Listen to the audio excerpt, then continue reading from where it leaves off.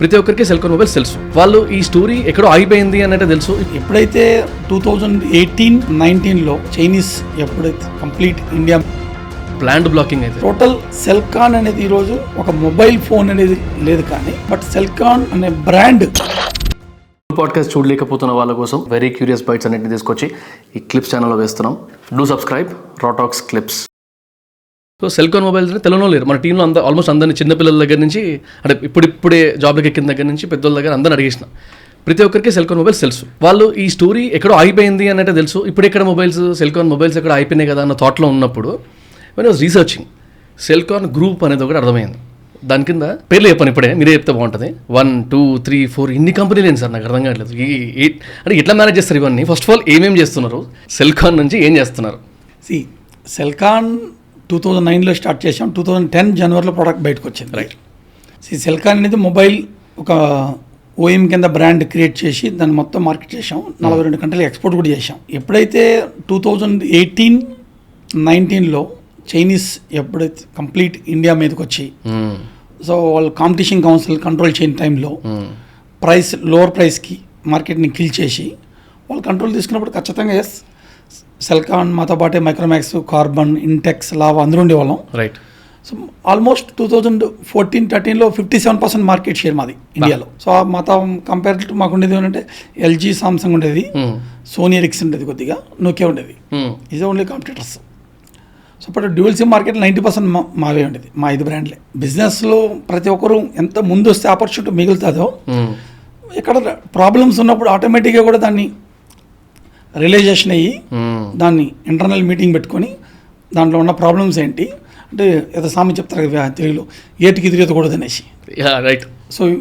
So అలాంటి దీంట్లో మనం ఒక పక్క ప్రాబ్లమ్స్ అంత ఉన్నప్పుడు మళ్ళీ దాంట్లో మనం ఏదో ఇగోకి వెళ్ళి ఏమో చేద్దాం అనుకుంటే ఆల్రెడీ మార్కెట్ కిల్ అయిపోతుంది. అక్కడ కీప్యాడ్ ఫోన్స్ లేదు, బేసిక్ లేవు, ఓన్లీ 3G నుంచి 4G కన్వర్ట్ అయింది. చిప్ సెట్స్, సెమీ కండక్టర్స్ మొత్తం చైనా, తైవాన్లో ఉన్నాయి. రైట్. వాళ్ళు వచ్చి ఇక్కడ యుద్ధం ప్రకటిస్తున్నారు. ప్లస్ అందరు ఇండియన్ బ్రాండ్స్కి ఈ ఎల్సిడి డిస్ప్లే ఆపేసారు ఇవ్వకుండా వాళ్ళు మొత్తం బ్లాక్ చేశారు. వాళ్ళు thousands of crores పెట్టి బ్లాక్ చేశారు. ఆ టైంలో అందరూ సఫర్ అవుతున్నాం మేము ఇక్కడ. ఇప్పుడు మా దగ్గర thousands of people ఎంప్లాయీస్ ఉన్నారు. ఎవ్రీ స్టేట్లో టీమ్ ఉంది. సో వేర్ హౌసెస్ ఉన్నాయి, ఫ్యాక్టరీస్ ఉన్నాయి. ఇంత మ్యాన్ పవర్ ఖర్చు పెట్టి మేము, సో మా మంత్లీ ఎక్స్పెన్సెస్ 7-8 crores ఓన్లీ శాలరీసే ఉన్నాయి అప్పుడు. సో అలాంటప్పుడు మాకు 18-19 ఆ టైం ఉన్నా సార్.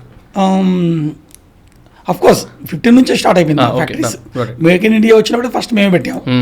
సో 15-16లో కంప్లీట్ ఒక పక్క వాళ్ళు ఎల్సిడీస్ ఆపేశారు, బ్లాక్ చేసేశారు. తైవాన్లో డిమాండ్ ఉంది. తైవాన్లో ఎప్పుడైనా ఎత్తికేకి వస్తే నెక్స్ట్ 1 year దాకా మెమరీ మీద, డిస్ప్లే మీద వాళ్ళు బ్లాక్ చేస్తారు. thousands of crores ఒక ఇన్వెస్టర్స్ కొని పెట్టేస్తారు, ప్రైస్ని హైప్ చేస్తారు.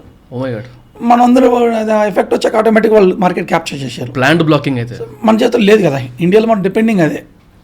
మాకు నోకియాలో ఎండి శివకుమార్ గారు ఒక ఆయన ఉండేవాడు. ఆయన 2009లోనే ఇట్లా మేము బ్రాండ్ పెడుతున్నాం అంటే ఒక మాట అన్నాడు, మనం డిపెండింగ్ మొత్తం తైవాన్, చైనా మీద ఉంది, బీ కేర్ఫుల్ అని అప్పట్లోనే మనం చేసాడు. బట్ అప్పుడు మేము అంత అవేర్నెస్ లేదు, అది ఏముంటుంది, ఎందుకు ఉంటుంది అనుకునేవాళ్ళం. బట్ రీజన్ ఏంటంటే 10 to 2015 5 years మా మార్కెట్ గ్రోత్ ఎలా ఉంది. డ్యూయల్ సిమ్ మార్కెట్ అప్పట్లో ఆపరేటర్స్ సెకండ్ మీద ఇవ్వడం, 2 సిమ్లు వాడడం, హ్యూజ్ గ్రోత్ ఉంది మార్కెట్. సో అందువల్ల ఈ బ్రాండ్స్ అందరూ ఎప్పుడైతే మేము ఇందా చెప్పామంటగా 2010లో స్టార్ట్ చేసి 15లో ఫస్ట్ మేడ్చర్లో కేటీఆర్ గారు ఇక్కడ ఓపెన్ చేయించాం. 16లో తిరుపతిలో ఫ్యాక్టరీ ఓపెన్ చేయించాం. 17లో ఇంకోటి ఓపెన్ చేసాం. సో అంత ఫాస్ట్గా వచ్చాము. 18-19లో అంతే ఫాస్ట్గా, ఆల్మోస్ట్ 19 మిడిల్లో ఇమీడియట్గా కన్వర్ట్ చేసాం. సెటప్ బాక్స్ మ్యానుఫ్యాక్చరింగ్ మొదలు అయిపోయాం.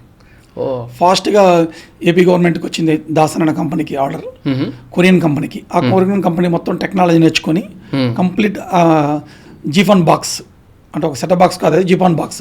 దాంట్లో వైఫై ఉంటుంది, రూటర్ ఉంటుంది, కాలింగ్ ఉంటుంది, అన్నీ ఉంటుంది. అది అలాంటి టెక్నాలజీ బాక్స్ని తీసుకొని వచ్చి వాళ్ళ టీం నుంచి మా టీంకి ట్రైనింగ్ ఇచ్చి ఎక్విప్మెంట్స్ తీసుకొచ్చి అది మ్యానుఫ్యాక్చర్ చేసి ఇవ్వడం మొదలు పెట్టేసాం.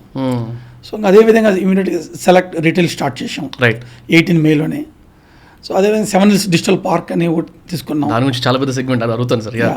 సో అట్లా కూడా స్టార్ట్ చేసాం. చాలా మందికి SEZ అంటే బుక్స్లో చదువుకుని ఉంటారు సార్, ఒక SEZ యూనిట్ పెట్టారు అనమాట, దాని గురించి మాట్లాడదాం. సో SEZ ఉంటే యాక్చువల్లీ ఎస్సీజెడ్ అనేది ఎక్స్పోర్ట్ కోసం పెడతారు. Right. దాన్ని ఎస్సీజెడ్ని మేము డొమెస్టిక్ కింద కన్వర్ట్ చేసి, ఎందుకంటే మా సేల్ హైయెస్ట్ డొమెస్టిక్ ఉంది కాబట్టి, Right. సో అలాగే ఒక ఈఎన్సీ పెట్టాం, ఎలక్ట్రానిక్ మ్యానుఫ్యాక్చరింగ్ క్లస్టర్ అని ఒకటి తీసుకున్నాం 113 ఎకరాల తిరుపతిలో. బా. దాన్ని డెవలప్ చేసాం. వెంకటేశ్వర మొబైల్ హబ్ అని పేరు పెట్టారు దానికి.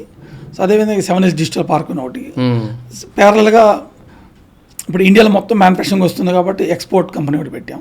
రైట్. సో ఒక ఎక్స్పోర్ట్ ఒక కంపెనీ పెట్టాం. ఆ యాక్సరీస్కి ఒక బ్రాండ్ క్రియేట్ చేసాం. టోటల్ సెల్కాన్ అనేది ఈరోజు ఒక మొబైల్ ఫోన్ అనేది లేదు, కానీ బట్ సెల్కాన్ అనే బ్రాండ్ కింద ఎక్స్పోర్ట్ చేస్తున్నాం, గవర్నమెంట్ హైయెస్ట్ సప్లై చేస్తున్నాం, డిస్ట్రిబ్యూషన్ చేస్తున్నాం, రిటైల్ త్రూ సెలెక్ట్ ద్వారా రిటైల్ చేస్తున్నాం, పార్క్ డెవలప్ చేస్తున్నాం. ఒక డిఫరెంట్ వర్టికల్స్ తీసుకొచ్చేసాం. Parent company Celkon. రైట్. అది నేను షాక్ అయింది సార్. సెల్కాన్ కింద సెలెక్ట్, కనెక్ట్, టచ్ మొబైల్స్ ఒక్కొక్కటి చూస్తుంటే ఇన్నిగానే ఉన్నాయి దీనిలో అని చెప్పి. Thank you for watching the clip. Full podcast చూడాలనుకుంటే కింద డిస్క్రిప్షన్లో లింక్ ఉంది, గో వాచ్ ఇట్.